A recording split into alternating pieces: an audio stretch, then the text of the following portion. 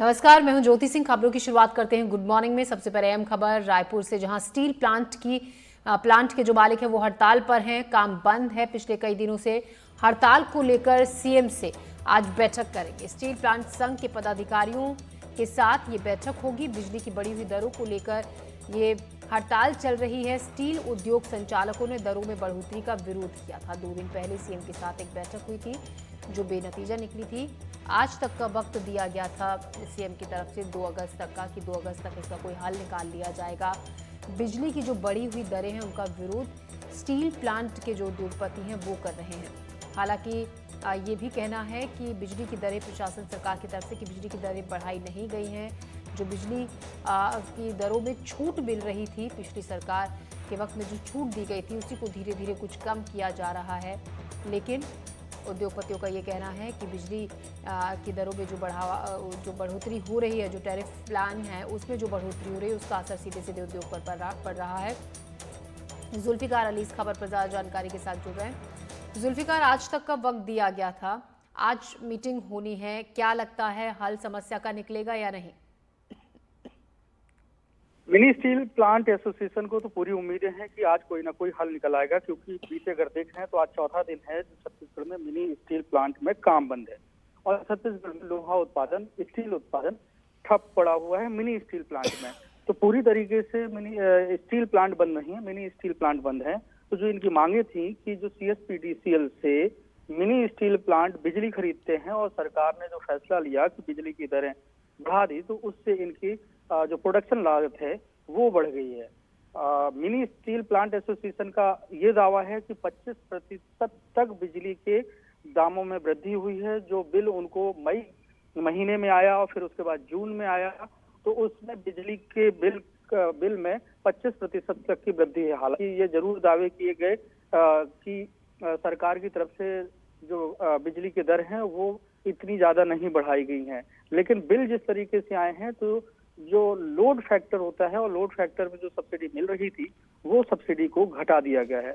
तो ओवरऑल जो बिल है उस बिल के रेशियो में अगर देखें, जो मिनी स्टील प्लांट एसोसिएशन का कहना है, तो 25% तक उनके बिल बढ़े हुए आए हैं। और ऐसे में उत्पादन लागत बढ़ जाएगी तो दूसरे राज्यों से कंपटीशन करना मिनी स्टील प्लांट उद्योग को मुश्किल होगा और उनका जो स्टील है वो ओपन मार्केट में बिक नहीं पाएगा, कंपटीशन कर नहीं पाएंगे। ऐसे में उनको उद्योग को बंद करना पड़ेगा, क्योंकि हर महीने करोड़ों रुपए का नुकसान होगा जो उनको भरपाई करना मुश्किल होगा। यही वजह है कि उन्होंने बंद का ऐलान किया था, मुख्यमंत्री से मुलाकात हुई थी और आज का वक्त दिया गया था। तो जो जानकारी निकल के आ रही है कि शाम को फिर से एक बार मुख्यमंत्री के साथ मिनी स्टील प्लांट एसोसिएशन की बैठक होगी और उस बैठक में क्या निर्णय होता है ये इसके लिए इंतजार करना होगा। लेकिन मिनी स्टील प्लांट एसोसिएशन की उम्मीदें हैं कि उनकी बातें सुनी जाएंगी, क्योंकि उन्होंने इस बात का भी ऑप्शन रखा था कि अगर CSPDCL सस्ती दरें नहीं कर सकता तो उन्हें निजी सेक्टर की जो पावर प्लांट कंपनियां हैं उनसे बिजली बिल खरीदने की अनुमति दी जाए। तो ऐसे में CSPDCL को लेकर क्या निर्णय होता है और अधिकारियों ने मुख्यमंत्री को किस तरीके की जानकारी दी है और क्या उनका डेटा है, उस आधार पर जब शाम को बातचीत होगी तो उस पर उम्मीद ये है कि कुछ निर्णय निकलेगा और जो मिनी स्टील प्लांट एसोसिएशन के हक में होगा तो उनके दावे हैं। जी जुल्फिकार, इतने दिनों से काम बंद पड़ा है जो कई मिनी स्टील प्लांट्स में, तो उसका भी जाहिर तौर पर आर्थिक तौर पर काफी असर पड़ रहा होगा। अब अगर मांगे नहीं मानी जाती हैं, क्या काम शुरू किया जाएगा या काम आगे भी इसी तरीके से बंद इन मिनी प्लांट में रखा जाएगा? एसोसिएशन के अध्यक्ष अनिल नचरानी से बात हुई, उन्होंने ये कहा कि उन्होंने बंद इसलिए किया है कि हर मिनी स्टील प्लांट को हर दिन लाखों रुपए का नुकसान होगा, मतलब महीने में करोड़ों रुपए का नुकसान होगा। तो ऐसे में इस उद्योग में जो प्रॉफिट ऑफ परसेंटेज है वो बहुत ज्यादा नहीं है।